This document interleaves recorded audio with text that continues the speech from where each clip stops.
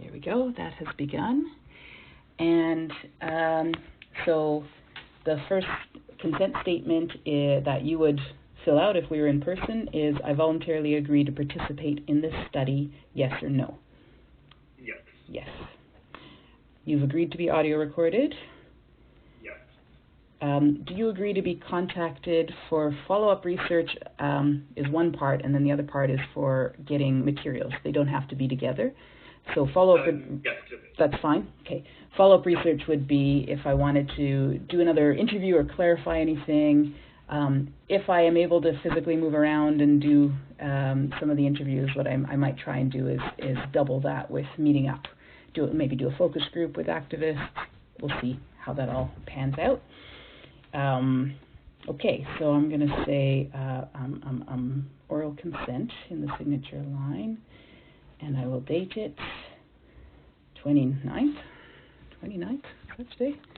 May 29th. Wow. And I will sign it myself. Okay. And then the other piece is so you've given consent to be followed up and you're interested in materials? Yeah, I would be. Yes? Okay, so I'll check both of those. And then, so I'll keep this information separate, but can you give me and spell your full name, and I'll write down the contact info here. Yeah, so it's I-A-N for my first name, and my last name is Borsuk, B-O-R-S-U-K. Okay, great. And I know we were emailing, but just tell me your email address again. I'll write it down.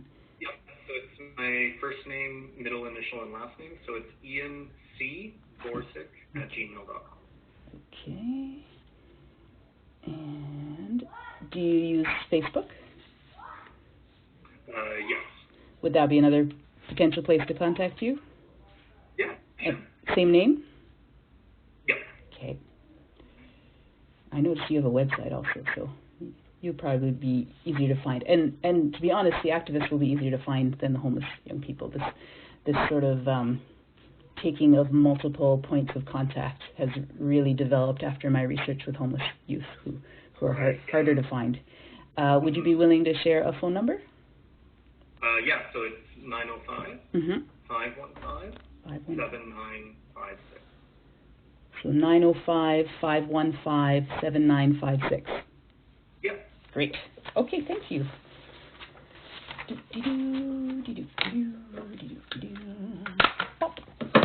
Awesome. All right. Now, my notes and my questions. And I already asked this, but are there any more questions before we start in formally? Nope? Nope. All good? Okay, great.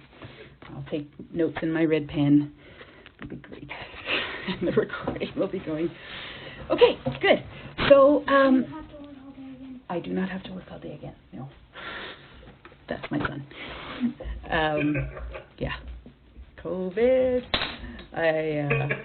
Thankfully, I have a partner whose work is flexible, so he's been doing the bulk of the childcare. But in theory, we're supposed to be sharing the day. But all week, I've had to work most days, and so that was my son.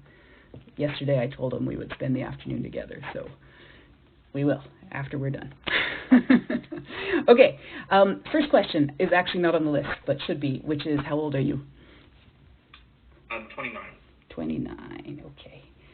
And can you tell me a bit about your current work or school or living, well, living we'll get to separately actually, but your current daily situation? Yeah, so right now I live and work in Hamilton, and I work for a small but mighty nonprofit advocacy group, environmental advocacy. So I'm essentially a nonprofit lobbyist and community organizer. Okay. What's the name of the organization? Environment Hamilton. Oh, nice. Okay. I lived in Hamilton for a number of years. I went to Mac, and then I lived there after for a while. I have a soft spot in my heart for Hamilton. I love it here. Yeah. Yeah. We have our troubles, but sure, very good people. Every city does. Yeah. It's really where I cut my teeth in activism was in Hamilton, going to And it was possible to go to almost everything that was happening in Hamilton because of the size of the city. Yeah. Nobody. Have you had lunch? After lunch. No, please, come on, go. I'm working. Sorry. No problem. After lunch. Bye. It's my 6-year-old son. No. How about if I ask Dada? Can I have a freezie if I ask Dada? No, don't try. Oh my goodness. Dad's in the shower right now. That's why I'm getting the attention. Okay, sorry. So you're living in Hamilton. What are your sort of living circumstances? Are you in an owned home, a rental, shared home? Yeah, I rent and live with my partner. Okay. And just because I actually know Hamilton, what part of the city are you in? We live in Strathcona, which is our backyard actually backs out onto the 403 highway. So the valley, where if you're thinking of King and Dundurn, sort of. Yes. We're in a little pocket on a street called Breadalbane. Oh, yeah. And we back out onto the valley that is the 403. Okay. Sort of between York and King, very close to Dundurn Castle. Yeah. Okay. Gosh, it's been a while since I've lived there, so all the bits are mixed up in my head, but I think I know where you are. Of landmarks that haven't changed. They haven't changed, yeah. And Dundurn Castle's a good one. Yeah, Dundurn Castle. I used to live on James Street and all around that kind of downtown area. Yeah. And when I was at Mac, I lived in, gosh, what's it called? Westdale, that's right. So many different ways. Yeah. Okay. And so you're renting an apartment or a house or? It's a house. A house, full house? Well, the top 2 floors, and then the basement is also a rental unit. Okay. Okay. Can you tell me a bit about your educational background? Yeah, I got a high school degree, and then went to Concordia University and have an undergraduate degree in philosophy. Okay, great. Did you go straight through from high school to university? Yep. So probably finished a little while ago? Yeah. Yeah. I don't know the year. Yeah, but you would have been 21-ish? Yeah, I think it was 2013. Okay. I think. Yeah, 7 years ago. Yeah, that makes sense. Yeah. And what have you been doing since then? Since graduation. Yeah. Graduated and then moved back to Ontario. Mm-hmm. Through university. So right out of high school, the summer between my end of grade 12 and university, I worked for Greenpeace as a street canvasser. Oh yeah. And then that job was difficult at times, and then in the second summer I couldn't cut it. And then after working a couple other menial jobs, I ended up working at a group called Toronto Environmental Alliance. Yeah, I know them. Yeah. Which is a very well established environmental group in Toronto. Yeah. Doing fundraising because they were looking for fundraisers. Yeah. And then ended up doing some other jobs, communications work and things like that. So when I graduated university, I returned to work there. Mm-hmm. And then kind of got a little burnt out talking to people, trying to get them to care about local environmental issues. And my mother got sick with cancer, so it was a bit of a burnout, and I ended up taking a little bit of time off. Mm-hmm. Then I worked for an organization called, I worked for a few different political campaigns. Mm-hmm. I'm just trying to think of all of it chronologically in my head. Yeah. Worked a few different political campaigns, mostly as a canvasser, but paid. Yeah. And then after the 2 municipal election cycles ago, after managing a campaign that was unsuccessful, but we tried hard, I was hired by No Jets TO, which was the successful campaign to prevent the Toronto Island Airport expansion. And then concurrently with that, I worked at a coffee roastery. Just so it's coffee roastery in the daytime, organizing in Etobicoke in the evenings. And when we won that campaign, I was out of work. There was nothing to pay me to do. So I continued to work at the coffee roastery for maybe about 8 more months, and then I saw the job posting at Environment Hamilton and applied. Came out for the interview. Obviously, definitely helped that the executive director at the time of Toronto Environmental Alliance knew everyone in Environment Hamilton, and he was willing to give me a reference. Nice. And I've been here ever since. So I've been at Environment Hamilton for just over 4 years now. Okay, great. And so, did you grow up in the Toronto area? Yeah, I'm from Etobicoke. Okay. I lived in Toronto and then Mississauga through some parts of my adolescence. Can you tell me a bit about your parents' background in terms of education and work? So my dad has a university degree that I cannot recall what it is. He originally wanted to be a pharmacist, I believe, but then ended up doing sales in steel primarily.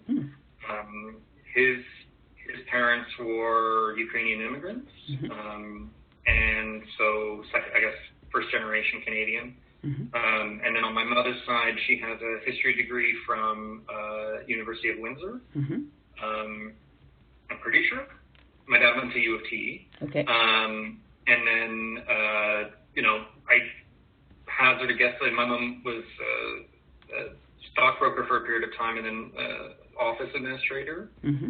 Very, very typical kind of Etobicoke middle class. We weren't necessarily, the way I would describe it is I grew up in sort of the center of Ford Nation. But we weren't necessarily the upper middle class of central Etobicoke. We were, I would say, very, very what people think of when they think of like middle class. Etobicoke is very typical. Okay.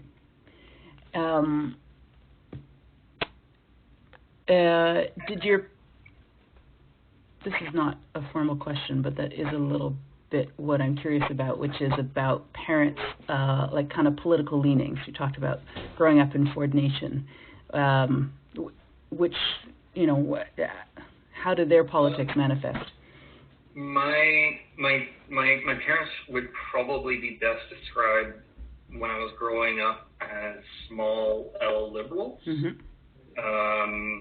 They no real partisan affiliation. They certainly changed how they voted. Never conservative though. My parents were firmly not a conservative couple, I would say. Right. And then I would say their politics has probably moved much more leftwards, probably due to my influence as I've gotten older. But I would say they were strongly committed to issues of fairness and things like that. But it was only their interest in talking about politics only really came about when I was interested in it. It was never really there was never installation of values, or at least of political values in me in any real concerted sense. Yeah. Okay, so that actually leads us into the next question, which is how did you come to activism, and what issues or movements have you been involved with and are currently involved with? Obviously, environmental has been a big part. Yeah, so I think the way it really started was I've always had an interest in those things. In maybe mid to late high school, I developed a keen interest in anarchism and communism, and read a lot of anarchist books in high school. How did you get exposed to that? Yeah, and then I think it was just a combination of the internet. I went to an arts high school, so I did not have a fun time in middle school, and I was very happy to kind of get out of my catchment area as well. And at the time, I wanted to be an actor, so I entered the drama program at an art school, and over time lost my interest in that. But that kind of helped me get separated from the typical norms. And typically, kids who are into the arts are a little bit more open into things like that. So I think it was a combination of just being on the internet, having sort of an interest in it, listening to punk music and being exposed to things like that. As well as generally the types of activities I would participate in high school were more of the rave and kind of drum circle scene, if that makes sense. And I think just purely from the types of people who go to all ages raves and stuff like that, you just end up being exposed to a lot of progressive politics that way as well. Makes sense. And then what happened after that? So you got started to be exposed and read more about anarchism and communism, and then what then? The way it happened for me was, so I was a pretty active attendee to a regular Tuesday drum circle at was at Trinity Bellwoods and Queen's Park. And what happened was the organizers more or less were sort of saying, like, we can't keep our permits because local neighborhoods don't like us. The drum circle attract a certain type of person to them, and more or less what we had to do is collect petitions from local residents and have them say, I live in the area and I'm okay with this happening. And so that first real activism in any sense was just because I wanted to keep playing my djembe with my friends. And I learned there how like what the actual process was in terms of, if we get petitions and we give these petitions to a city councillor, theoretically that city councillor will let us continue to do what we want to do. Did it work? And then through that, kind of got more involved and learned about it, working at Greenpeace as well. Learned a lot about policy, because you have to learn how to talk about policy and convince people of it. And then it was through when I was going to university and then working at Toronto Environmental Alliance, interacting with a lot of people who were actual political activists. And then, of course, at Concordia, there's a pretty good reputation about political activism. I chose to go to that school because I went to, for my final year of high school, I transferred to an alternative high school. That actually is called the Student School. And the curriculum is voted on by students, and the teachers have one vote as well per. We had no principal, and so my interest in anarchism kind of moved more towards things like democratic socialism and direct democracy, because I was in a situation where it was primarily at-risk kids, and it kind of moved more towards being a safe place for queer kids, I think. As you know, as things change over time, but that really opened up my eyes to having a teacher, do a class called the politics of protest. Got my English credit reading Sartre and Beauvoir, and then got my gym credit doing yoga. So it was sort of like one of those types of schools. I think that combined with the drum circle activism really kind of pushed me towards going to Concordia, and then at Concordia was somewhat involved, but I think the real catalyst beyond just me viewing the activism as sort of a side project or work or anything like that was the 2012 student strike. Of course. Right. Can I just back up for a sec? Why did you switch from the art school to the alternative school, if you want to talk about it? I wasn't at risk, but I was friends with a lot of the at-risk kids, and I kind of had an issue with authority. Fair. And when I made the decision, I didn't want to pursue drama anymore. I heard that this really cool school doesn't have a principal. My parents more or less said, like, as long as it's still a high school and you'll graduate, we're fine. And so that's how I ended up going there. And then a number of friends I also had ended up going there as well, because it is a very good school and kind of guaranteed I think some of my friends wouldn't have graduated if it wasn't for that learning situation. Yeah, they're amazing schools. We need more alternative schools. Yeah, awesome. Okay, so 2012 student strike, right? Yes. So you were in third-ish year? You think you graduated 2013? It was my third year. Mm-hmm. I was a philosophy major. Mm-hmm. We, at the time, the student association was run more or less by a group of very radical young women who were very competent and knew what they were doing. And I would go to events and things like that, but I wasn't particularly interested in getting involved. Mm-hmm. And then our student association was the third student association to have a strike vote. Mm-hmm. So we were after fine arts and geography. Mm-hmm. And as things typically go, they voted to go on a ongoing strike with no need for a vote for renewal, which a lot of people got really upset about. Right. And I more or less just saw my friends getting just like torn to pieces on Facebook because, people were upset because they didn't go to the meeting. Yeah. But of course, they didn't go to the meeting, and now they're being told that they're on strike, and the entire thing basically unfolded where I realized, like, I'm upset at these assholes. I didn't go to the meeting. I was just going to go on strike. Yeah. And then I was like, I think there needs to be some help provided here. Right. And so got much more involved in terms of the organizing and the meetings and really trying to get Concordia students to get used to the idea of what, the Francophone students have already done like 50 times at the universities. Yeah. And so we were sort of on like the front lines in terms of the debate that was happening internally at Concordia. Yeah. And that was really I would say that was sort of the first like leadership or real activism I've done. Yeah. Prior to that, it was more just like helping with some tasks, but this was,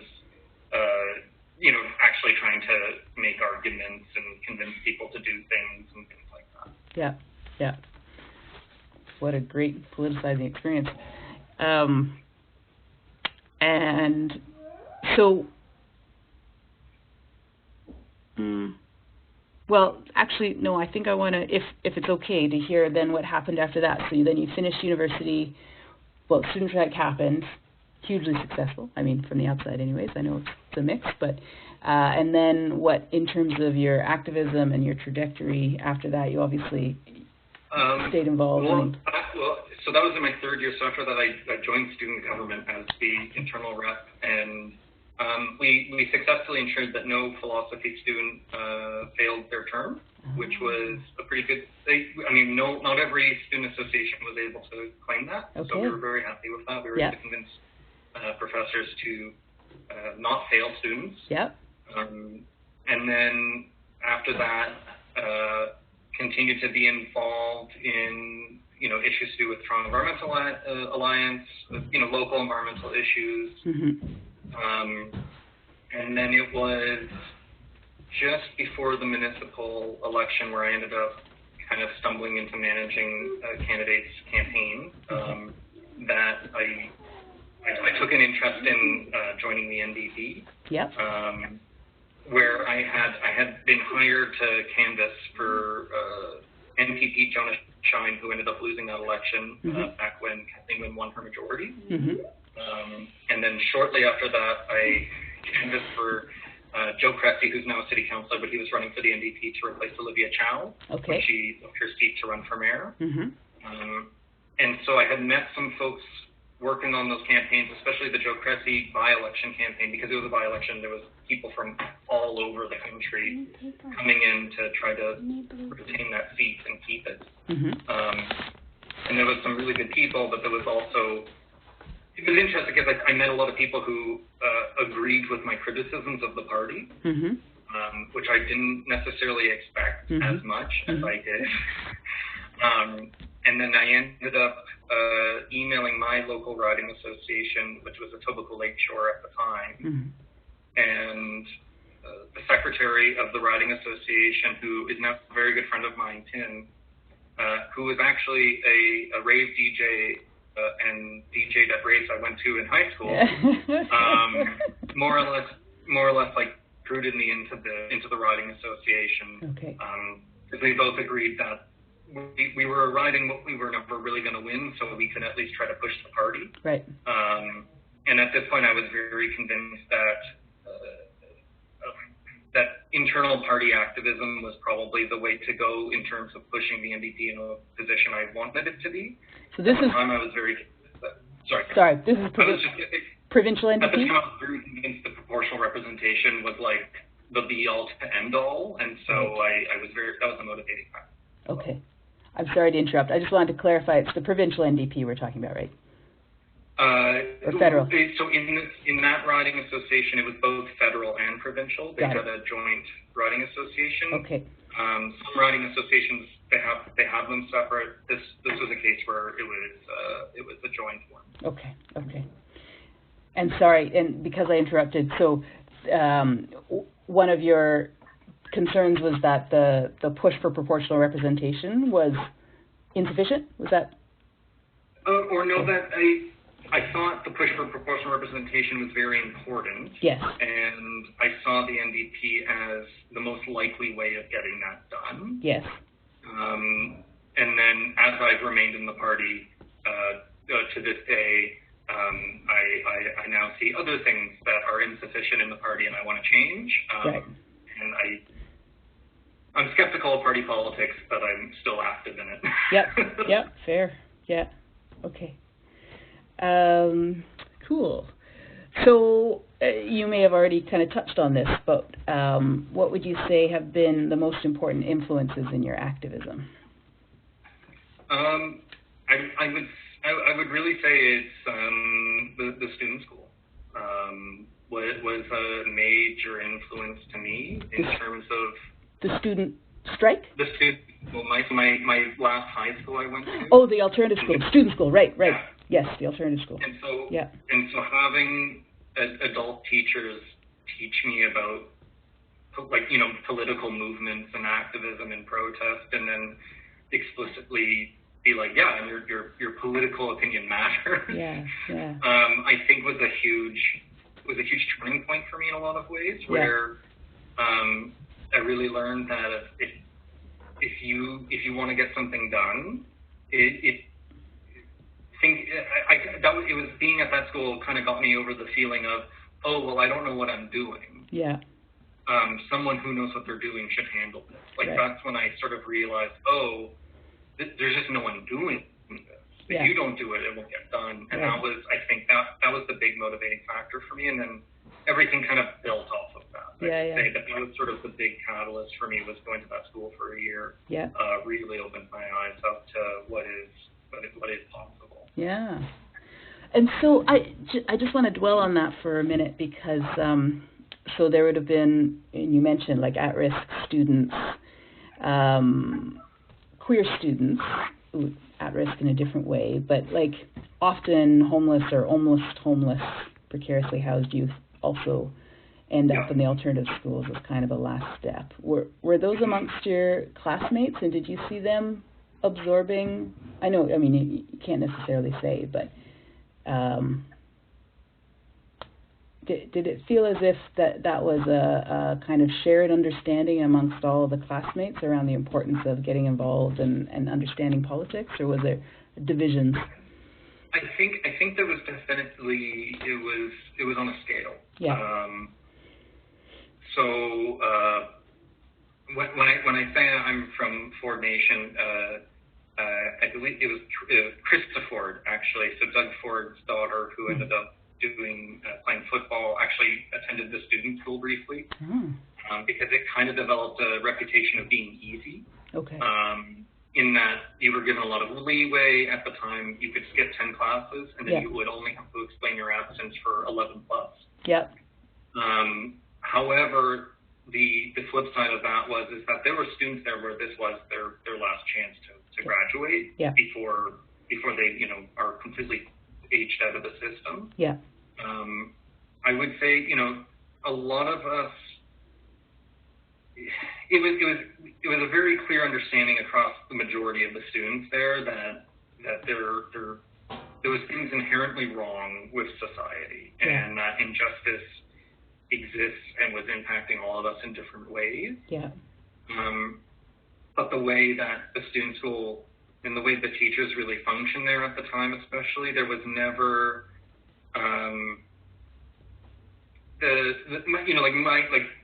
I wasn't struggling. In school I was bored. Yeah. And my parents, as I said, were very middle class. However, I think the fact that I got in so well, and so did other students who were similar backgrounds to me, fit in so well with students who were homeless or in some instances living with a teacher or something like that just temporarily, so they could attend the school and be within the catchment area. Yeah. Really opened my eyes to community care and things like that was the first real sense of community in any real sense that I've experienced. I've never really had that before. Yeah. Yeah. Okay. Cool. Okay, I'm going to shift to talk about the sort of more abstract concepts. And there's no, right or wrong answers. It's just kind of exploring ideas. So, first one, when I say the word democracy, what comes to mind for you? I think of like a general meeting or like general meeting, yeah. Yeah, like I think of like Robert's Rules of Order. I think of Speaker's List. Okay. Like that's when you say democracy, that's what I think of. Yeah. So the kind of formal processes. Or the messiness of the formal processes and how messy it can get. So that's kind of what I think of. I think of a very robust meeting. A very robust meeting, okay. So like any kind of meeting, though, not necessarily in Parliament, say. You're talking about no. Yeah. I would say when I think of democracy, I think of collective decision making between individuals that have a shared alignment or goal or something like that. Okay. Well, do you remember learning about democracy in school? Yes. And yes, and it sounds like, especially in the student school. Anything. However, my grade 9 civics teacher was particularly good. Okay. In that he actually, prior to being a teacher, was a partisan activist as well. Okay. And was very well liked among the student body because he was very cynical.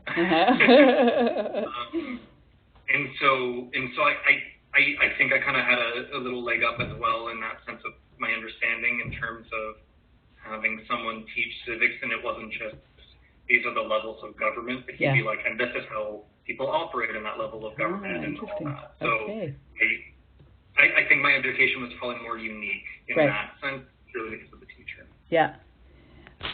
Were there other times in the regular program where you felt like you were exposed to ideas around democracy? No, not at all. Mm-hmm. I think that's why I was so unhappy at the art school, because there wasn't any democracy. I didn't see it as such, but I think in retrospect that my problem was is that we just did what we were told. Yeah. Which I didn't like. Yeah. Well, yeah, you said you had problems with authority, and that's that's a kind of pejorative way to put it. But now what I hear you saying about being unhappy that there wasn't any democracy, those connected? That feeling of maybe not explicitly in my head at the time. Yeah. In retrospect, I think, thinking back on why I liked the student school so much compared to the art school, I mean, that's it. I mean, it wasn't because there wasn't a principal. Yeah. It was because of the way the teachers who were the administrators interacted with us and gave us the power to decide things. Yeah. It's amazing. Sounds amazing. So what about, so where else, besides schooling, where else did you learn about democracy as you understand it now? Getting involved with different groups and attending running association meetings and general meetings, seeing, when community events would come up, watching how different an event being, let's say, held by city staff would be compared to a community group, and different levels of that. And then, of course, as well, like going to university and reading philosophy, I was also very, very in-depthly at that point. I would say from third year on, I kind of developed a keen interest in political philosophy. And so read a lot about, just the concepts of democracy and all that as well. So I would say by the time I was getting involved with the student strike, I had a very theoretical conception of what democracy is and can be to many people, I would say. Okay. Which, when you say you're reading political philosophy, like who would you be reading? I'm a big fan of Antonio Gramsci. Big fan of, the guy who wrote Imagining Real Utopias. He recently just passed away just last year. I don't know that one. If I ran to my bookshelf, I could name him. Eric Olin Wright. He was a big influence to me. Right. I was really drawn to political philosophers who were trying to think of a practical solution and frameworks to then apply to organizing. Yeah. And starting with Antonio Gramsci and really, really obsessing over the distinction between the war of position and war of maneuver. Really, like that opened my eyes. I was like, there's been these thoughts and stuff. It's really honing in on things like that. Big fan of, pretty much anyone who probably describes themselves as a Marxist, as well as a strong interest in existentialism, and that kind of influencing in it, as well as kind of moved into near the end of my philosophy degree. If I decided not to go to grad school, but if I had decided to go to grad school, it was sort of a toss-up between pursuing more political philosophy and phenomenology. So like Merleau-Ponty was a fan of him as well. Okay. Which I think also influences my politics and the idea of lived experience and valuing lived experience. I think really, at that point, like that fourth year university really cemented that as a political value of mine. Yep. I use phenomenology a lot, so I know Merleau-Ponty's work. Yeah, it's great stuff. Yeah, I looked up your bio. Yeah. I saw that, yeah. Yeah. Cool, okay. So you were considering grad school? Was that just a maybe? Or I enjoyed academia, but what I wanted to do with it was very, very singular, and I wasn't. My main issues with academia were less so actually reading and studying and writing papers, but was more so the political situation that universities across the world, but in Canada, are kind of in.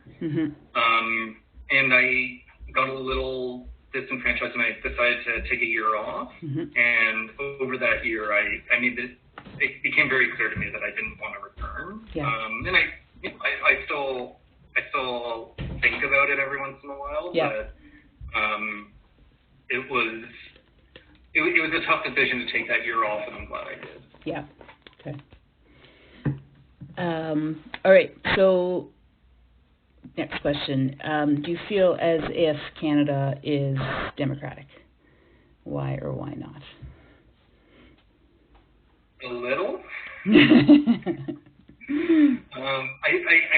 I think democracy is like it's a scale, right? There's going to be if someone were to ask me, I would say, we're a fairly representative democracy. I think we could be significantly more democratic, but I also recognize we're probably more on the scale of to least democratic to most democratic. We're probably closer to least democratic, but I recognize that we could be considerably less democratic. Right. Right. Okay. So on that scale, you would still put us closer to least in comparison to, like, who in your head is there sort of a comparison to least democratic compared to what's possible, or compared to other countries you could think of? Or? Perhaps I would say compared to other countries. Yeah. So there are systems, like electoral systems, yeah. that I believe are more just fundamentally democratic. Yeah.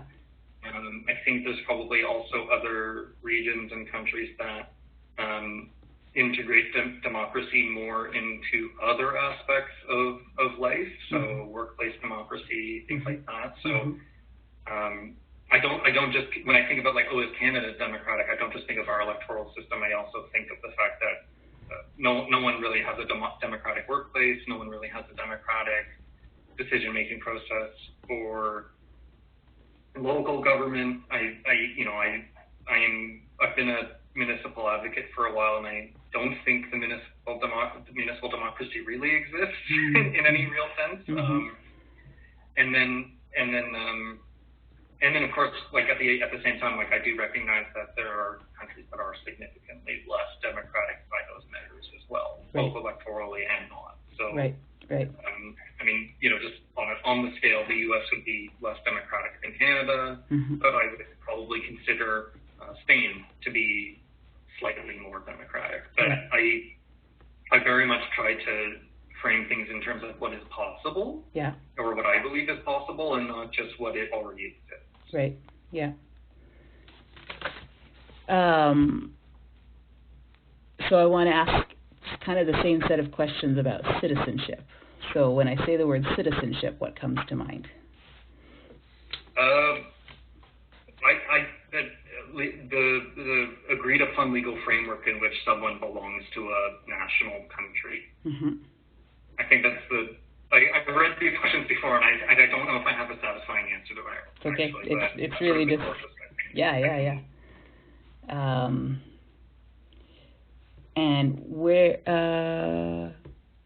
did you learn about the concept of citizenship in school, separate from democracy? I know there's civics courses, but... Yeah, I would say so. I would say citizenship as conceived as national identity and patriotism was definitely taught to me. Yeah. Significantly younger, too. Yeah. I think of exercises like I guess I was in grade 4 when the Sydney Olympics happened, and I remember very thoroughly learning all about Canada and how Canada relates to other countries and Canadian identity during that time, and that burned into my brain. And other instances like that. So I would say citizenship as conceived as pride, like as patriotism and understanding of what people perceive as Canadian identity in the mainstream sense, it was very much taught to me. Okay.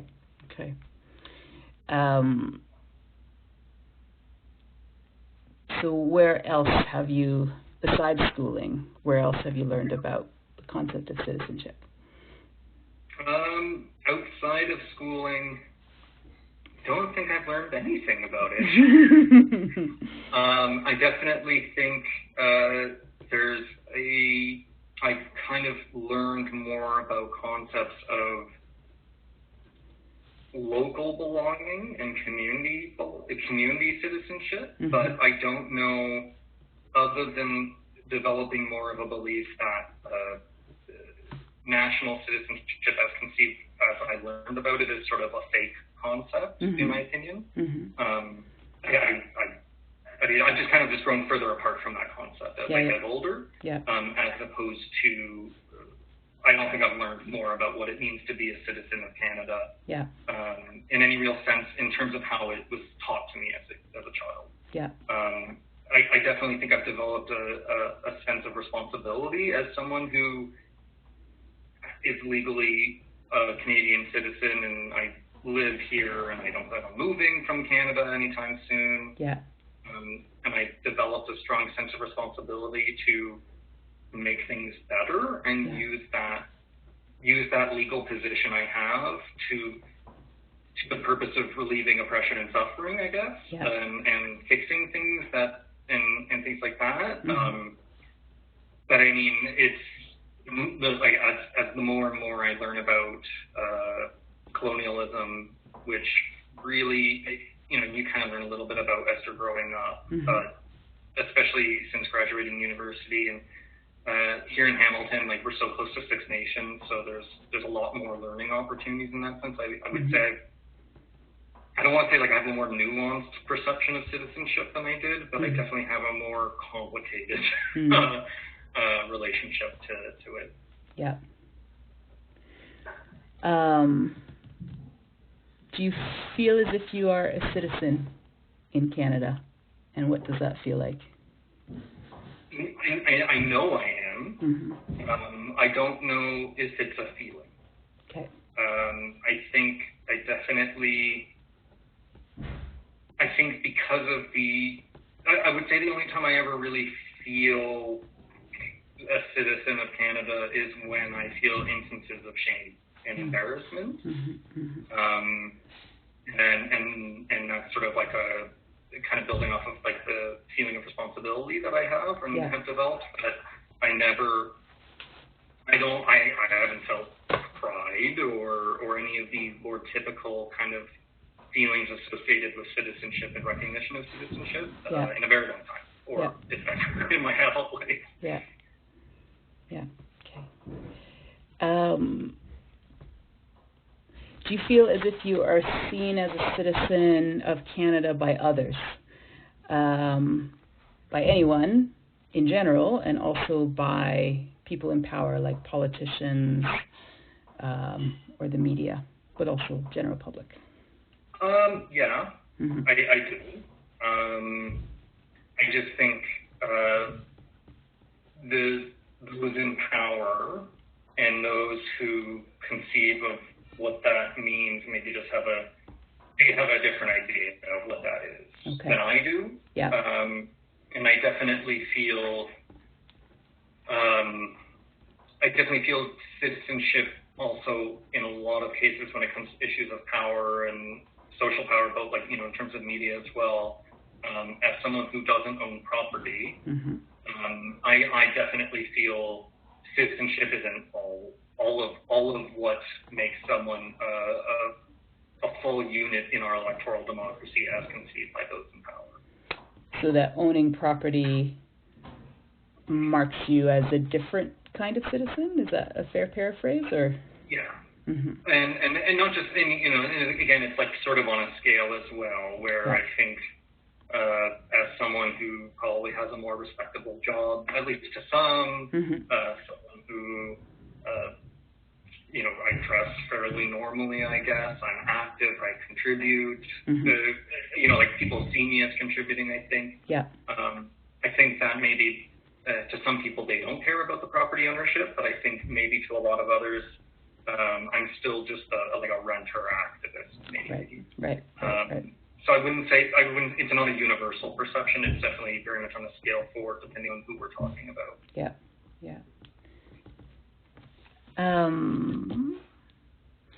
Do you feel as if your views and perspectives are represented through official channels?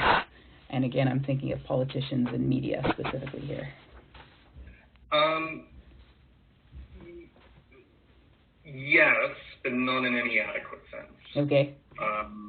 So I don't feel, I'm not someone who feels like I'm alone in this fight, or me and my comrades are alone in that, and that we have no representation. Like I worked quite hard to get my MP elected, who I think is rad and awesome. But I also have an understanding and recognition that isn't just because he's my MP doesn't mean my political views and values are being represented or enacted by the federal government. Yeah.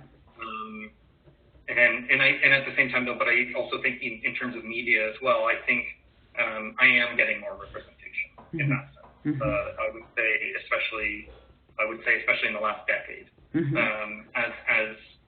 As I've gotten older, I've noticed that it's not just a matter of me being around longer and having more opportunity to learn about more opportunities to see representation in terms of my political views and things like that. But I definitely think that there has been progress made in terms of having my political views and my concepts and values represented both within the democracy but also within society. Okay.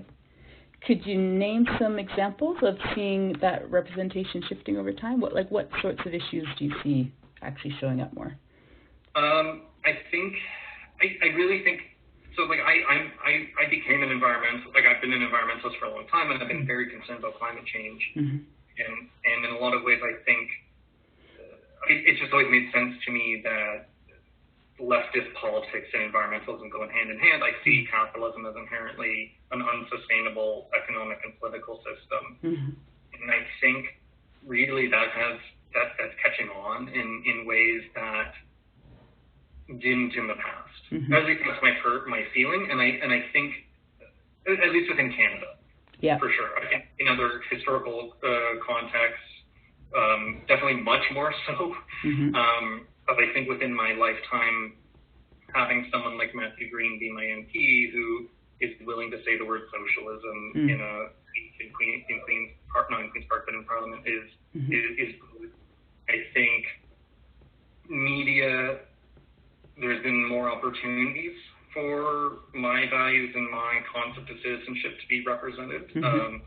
Both in the mainstream, I would say, very slowly, but also just through avenues of the internet allowing new forms of media and discussion to come about.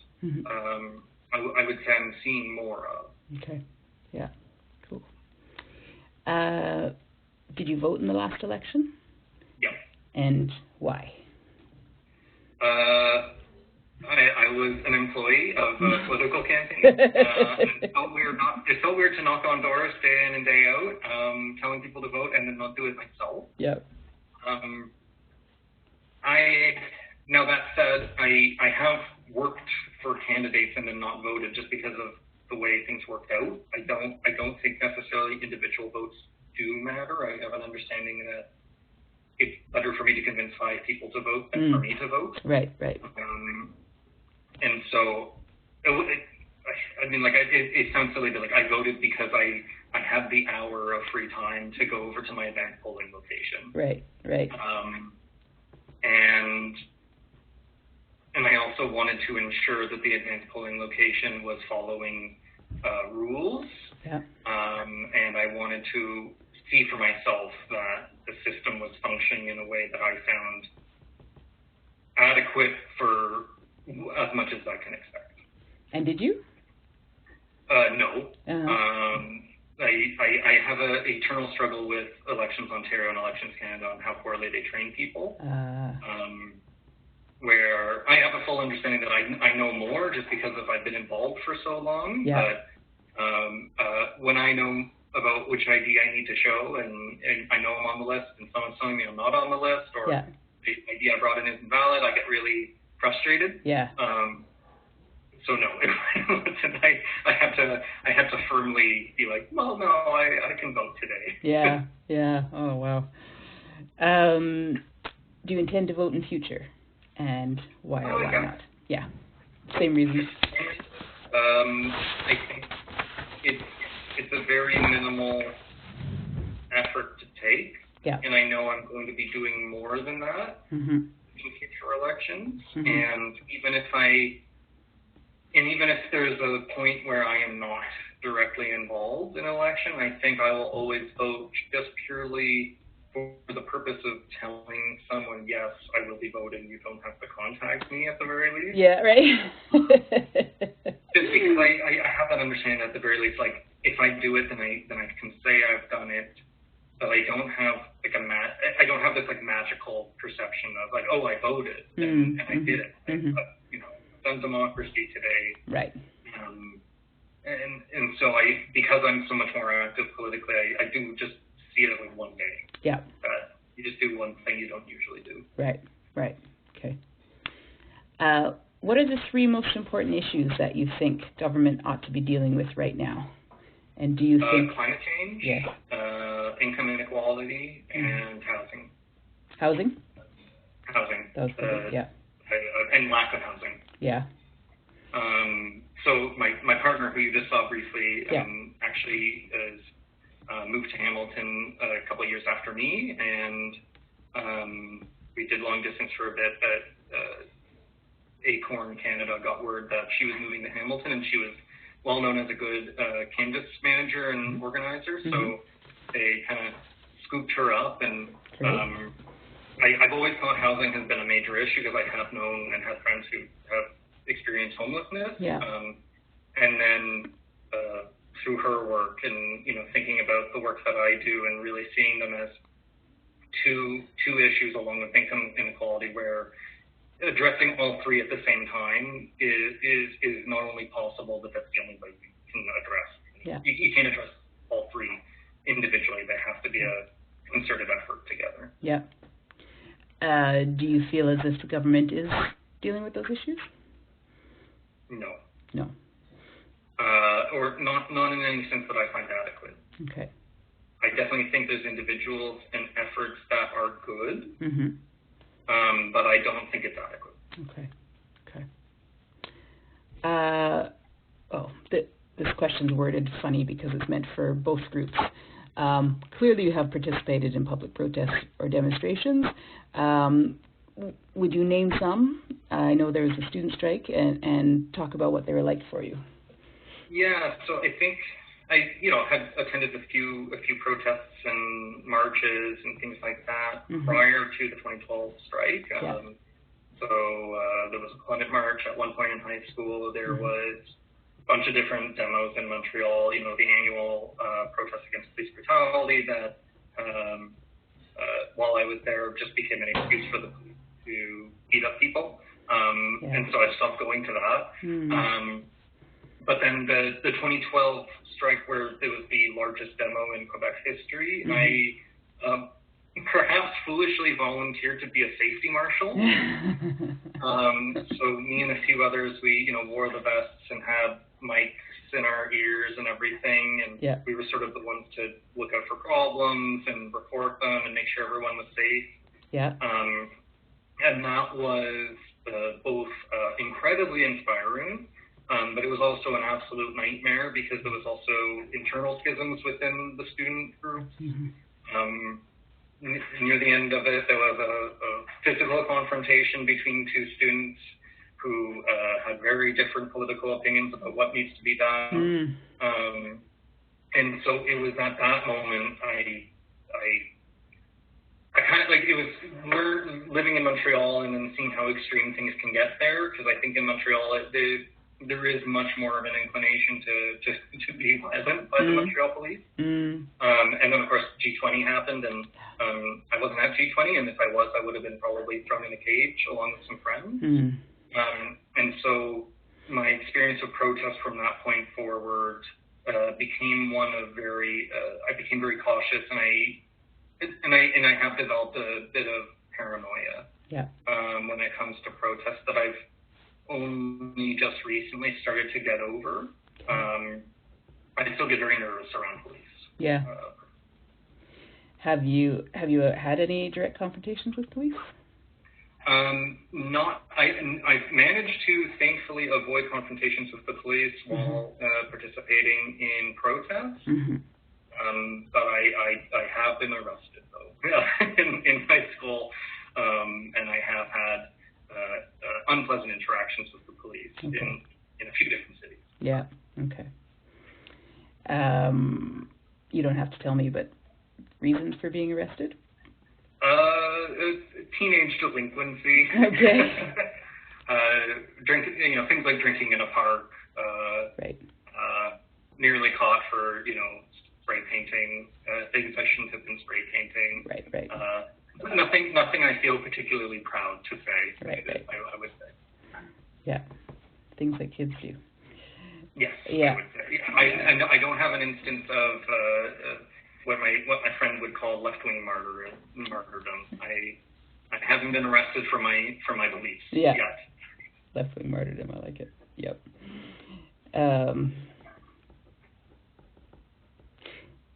If you're interested, I always end up sending the activists I speak to some of my articles because I've been writing about this stuff for a while. And I have an article you might be interested in on policing activists versus policing homeless young people.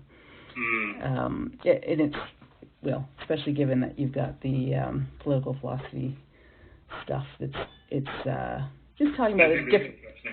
Yeah, okay. I'll send you a copy. Just the different ways that space gets used in relation to different bodies and who gets seen as a citizen. It's all sort of tied together. So I could send you that one. Yeah, and related to that, here in Hamilton, the closest I've gone to police interaction was back when Matthew Green was a city councillor. He got carded by a police officer, and the police officer ended up getting away with it because it's apparently a cop stopping in the middle of 2 lanes of traffic and asking you across those 2 lanes of active traffic, what are you doing, isn't in a mental arrest. You know, you can just walk away from a cop who stops you on the street anytime you want. Right. And so I've been very careful here in Hamilton, and then there's other issues as well, where at our Pride event last year, there was some pretty horrific violence by right-wing Christian fascists, like pretty accurate statement, and Hamilton police famously did not stop what was happening. And then they used that as an opportunity to arrest the anarchist activists who actually got in the way of the Christian fascists, and the political targeting continues to this day, I would say. So I've been very wary here in Hamilton, just because of also the job I do, to get too involved in that and end up being a target myself. Yeah, fair. Yeah. Okay, last couple of kind of content questions. Do you feel like you are a political person, and what does that mean to you? Yes. And I think that means that I have a sick interest in it. I think about politics probably every day, every hour of the day too. I would consider it to my detriment. Even though it is my job and I do really like it, I very much view everything with a political lens. I very much view things through my political biases, and I recognize that. And so I would say I'm a political person in that aspect, but then I would also say I'm a political person in terms of being an activist and being a participant as much as one can be in the process. I would say I'm also a political person by that definition. Yeah. Okay. And so political for you is more than just formal politics. Yes. If you have to kind of describe, when you're saying I'm a political person to someone who might not use that terminology, what would it encompass?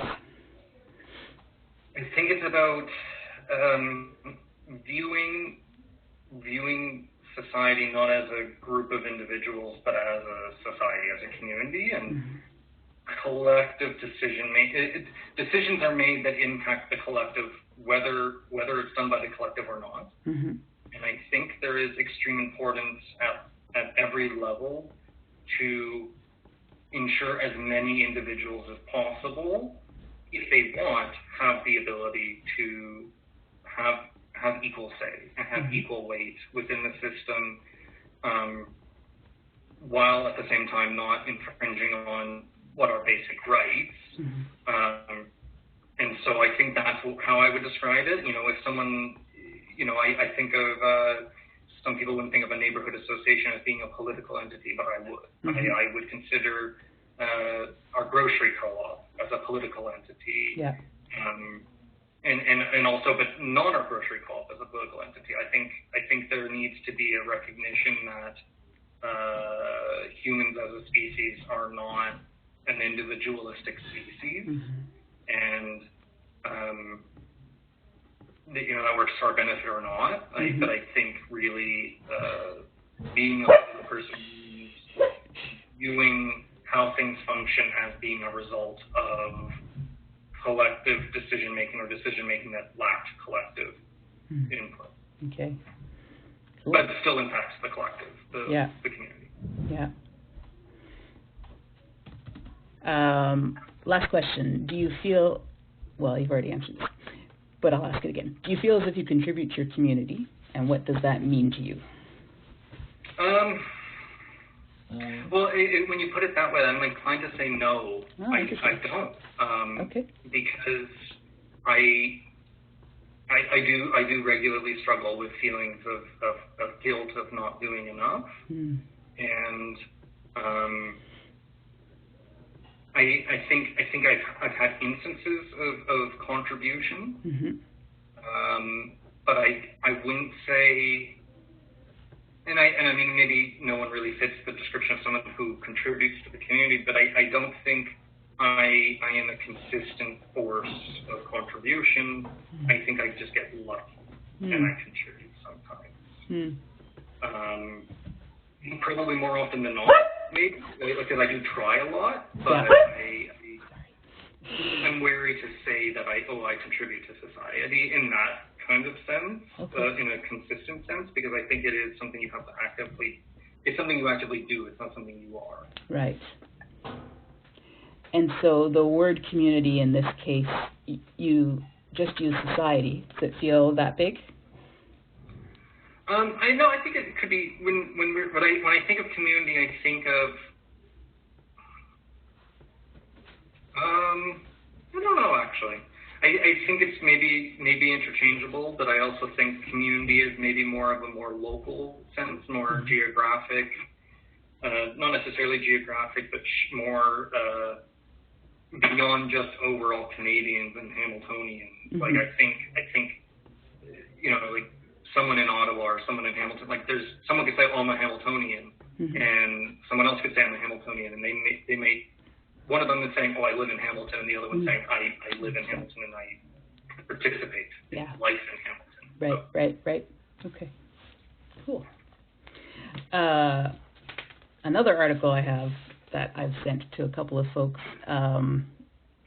because you mentioned guilt, and guilt's a powerful emotion in activism, and it's actually quite gendered, which is not going to be surprising to you. So I actually have an article about women and guilt and activism and under neoliberalism. Again, if you're interested, I'm always happy to share my work. I would be very interested in that. I have a keen interest, as you could probably imagine, in conceptions of masculinity and community engagement along with environmentalism. Okay, great. Yeah. So there was a study that came out recently where, yet another study where, like, men don't use tote bags because it's seen as effeminate, and caring about the planet is effeminate, and therefore it's bad. Yeah. So I'm very interested in concepts like that. I definitely, like when I joined the student politics, it was women who were doing it. Toronto Environmental Alliance, it was mostly women. At my current work, I'm the only male employee of the organization. There's a few men who are involved, but they're all much older, kind of from a time when environmentalism was a little different. And then, of course, like most people I engage with and work with are women as well. So that's something I think a lot about. You'd be interested in. Okay. Well, I'll share that. It's not speaking to environmental movements, but I think it will land differently. It might have implications, probably. Yeah, it's all, I think so. It's very similar, like the idea of like men being like, oh, that's not my problem, why should I care? And well, it's different in the article, you'll see, but anyways, I'll share it. You can read it. I'm happy to hear your thoughts. Okay, those are all my questions. That was faster than it usually is. Are there other things other things I haven't asked that you'd like to talk about, or anything you'd like to elaborate on? I don't think so. I hope I've been helpful. Oh, totally. Yeah, for sure. Maybe I should say, I think I've alluded to it, but I definitely recognize that my personal story and position is unique. And I know everyone has their own unique story, but I think middle-class white guy from Etobicoke who doesn't typically end up doing what I do. Would just like for you that I recognize that I have a conception of myself that recognizes that I don't really know anyone else quite like me in that sense. Like, I don't really find that many, like, they do exist, but, like, I don't find a lot of young men who I can completely relate to in terms of the work I do.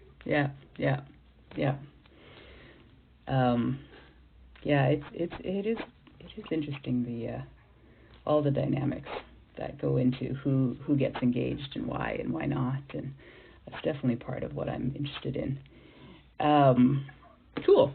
Is there anything I should be asking, do you think, in this project that I've missed? I think it's very framing of questions. Okay, great. Yeah.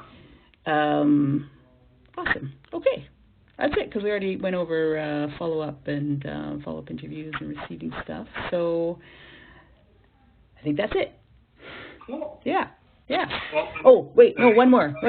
If there's others, sorry, God, this is important. If there are others that would be willing to be part of the research that you know, who you'd be willing to refer?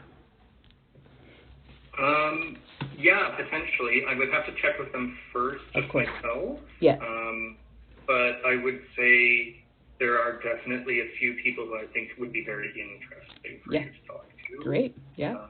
Here in Hamilton and elsewhere, but I know, I can think of like top 5 people who are like I find very interesting. Yep. And so I think could be beneficial. So I could ask them and then connect you by email if that works. Yeah, well, so Shihan, who would have been the one who connected with you, is my amazing research assistant, and he's doing that kind of outreach part. So what I'll do is I'll follow up with you right now with an email. I'll send you those articles.